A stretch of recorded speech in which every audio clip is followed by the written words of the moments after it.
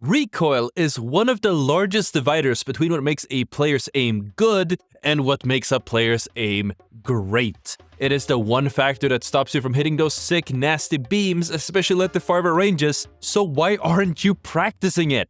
Thankfully, I'm here today to give you the best ways that you can hone your recoil control in Apex and turn your sprays from this into this. Generally speaking, this guide will be aimed to help both mouse and keyboard and controller users alike, but there will be certain mentions of things that benefit one input more than the other. I will try to keep those short. While it is tough at the start, there are several ways of combating Apex's tough recoil. Some are relatively easier to pull off with much less practice or effort, and some require a little bit more work, but will give you great consistency if you keep doing them over time.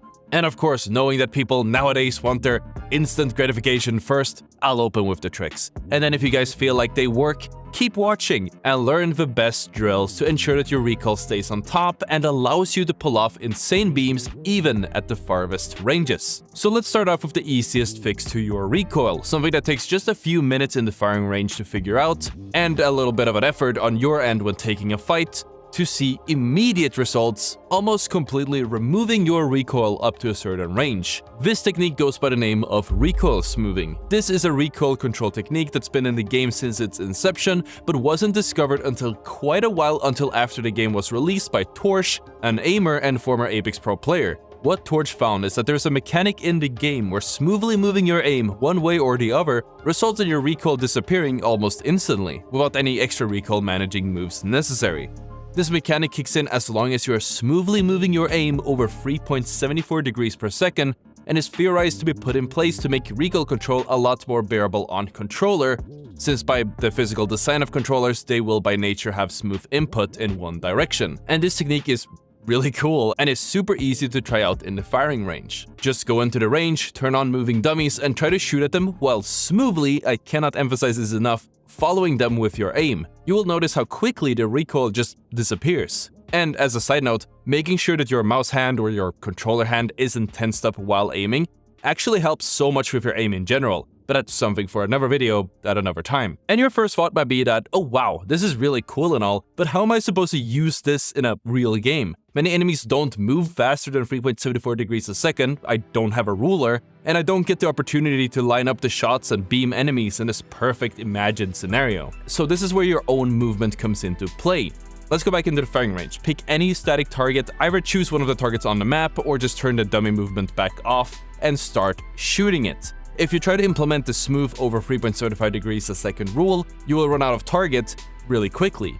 So to offset this, I want you to start strafing to the left or to the right. Keep your aim centered on the target and try to keep it on them as relaxed and as smooth as possible. You don't need to start shooting just yet, just make sure that you have the coordination to move while keeping your aim locked at one point without many issues.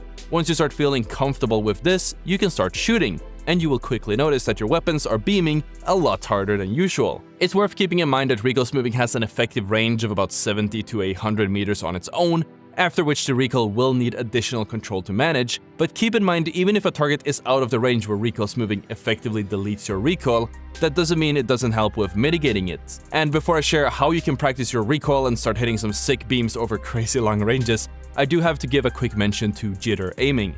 And don't worry controller players, this will be a fast one. Jitter aiming uses the same principle that recoil smoothing does, and by shaking your mouse and, well, your aim, you are able to fool the game and reset your recoil in between every shot by making a tiny circle where the target is. Jitter aiming works best with a slower rate of fire weapon like the flatline, as a lower rate of fire makes it easier to do that full circle in between every shot. And it is near impossible to completely impossible on something like the R99. It's a cool technique and all, but I don't actually condone jitter aiming because the other methods in this video are just as valid and don't come at the cost of early onset arthritis, but it is a method of recoil control that I did want to mention for the sake of the video. But the method I believe to be the strongest way of controlling your recoil in Apex is something that combines recoil smoothing, no matter the range your weapons are at, and raw recoil control. And recoil control can be broken down into two major parts: knowledge and execution. As for knowledge, every single weapon in Apex has its own recoil pattern. Some are a little bit harsher than the others, some kick upwards and to the left, and some kick upwards and to the right. So you know, lots of variants. The simplest way to learn how a weapon's recoil pattern works is to get up near a blank wall and just shoot a full magazine without moving your aim at all. Like just shoot Don't do anything else. Also, for anyone who may have spent some time optimizing your settings, for this to work, you will need to turn on impact marks. And I recommend keeping the setting on in general, because doing this gives you a nice image of how your gun's recoil looks. Obviously, this image will look different based on your magazine and your distance from the target, but it will give you a good idea of how the gun is expected to kick. Some players go crazy in depth with this and try to memorize how every single bullet will land for their weapon of choice, and while some other players might try to learn the general gist of how their favorite weapons will pull. I'm in the later bucket of players, with my distinction between the R99 and the car being that the R99 pulls up and to the right, and the car pulls a little bit more drastically and then to the left. In my case, my brain is too packed with useless Apex Legends trivia and history to memorize how every single bullet in a weapon goes, and I mean, it's worked just fine so far, so. And now that we have this knowledge, what do we actually do with it? For the second part of recoil control, we're going to use the recoil patterns and apply the knowledge into the game. Thankfully, the new firing range that we received in Season 17 has plenty of perfect ways that you can master the practical part of recoil control and become a long-range beamer in no time. There are so many different ways you can utilize the firing range to hone your recoil control, and covering all of these drills would take hours that we just don't have. So instead, I will focus on the 3 most important recoil drills that I suggest every player does at least every once in a while to stay sharp with the recoil control. The first drill I suggest you get into is a good warm-up, or a building block before you head into the rest of the drills. Doing this before spending additional time practicing your recoil on targets will ensure that the knowledge on your specific weapon's recoil control is fresh, and in time will allow it to gradually get better and better. So, just like when you wanted to learn the recoil control, now's the time to use the same method to hone it. Position yourself in front of a wall and shoot without adjusting for the recoil, just like usual. Take a step to the side and do it again, but try your best to draw the opposite of the recoil pattern with your aim as you shoot. Keep repeating this process a few times until you have a good grasp of a fluid motion. Compare your beautiful portrait to the full recoil pattern that you drew previously, and make note of the differences between the two. If something stands out, make an effort in specifically countering that specific movement for your future sprays on the same wall. Rinse and repeat this process until you feel that you're satisfied with your spray, or that you aren't actually going anywhere. You can always increase the difficulty by stepping farther away from the wall to make the movements more dramatic and give yourself more of a challenge. This next drill is one of my personal favorites. It was kind of nerfed with the new firing range, but it's still very doable, and most importantly, still releases that sweet dopamine that you so desperately crave. Get up close to a target, and I normally choose either of these 2 targets at around this range, and put a whole spray of your gun of choice into it. Keep doing this for a while and decide on an amount of damage that you feel is acceptable. I normally say that in the case of a no magazine R99, I will want to deal at least 220 damage without any headshots.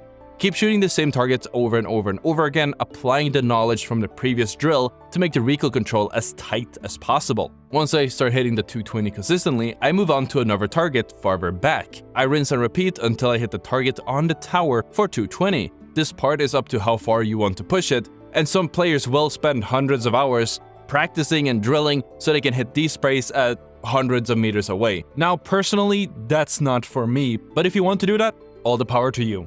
The third drill is probably a little bit tame in comparison, but probably just as important. Set the dummy movement to a random choice and their shield level to mythic, and then just start shooting all the dummies that you see. This once again allows you to get some hits of dopamine and is much closer to an actual in-game scenario. Once you feel you're confident in hitting the beams over the longer ranges thanks to your recoil control, you can finally bring this in-game and immediately see some improvements. It's worth noting that, as I mentioned, learning recoil patterns will help you beaming players over long ranges as you are standing still, but if you've gotten more comfortable with recoil smoothing, you can actually combine recoil smoothing with smoothly compensating for the recoil to beam targets across insanely long ranges with arguably pretty little effort. And I hope this really helps you, and if it does, that you smash the like button on the video. If you're interested in getting even better at Apex, check out the video on the screen. Thank you so much for watching, and I'll see you all tomorrow. Peace out.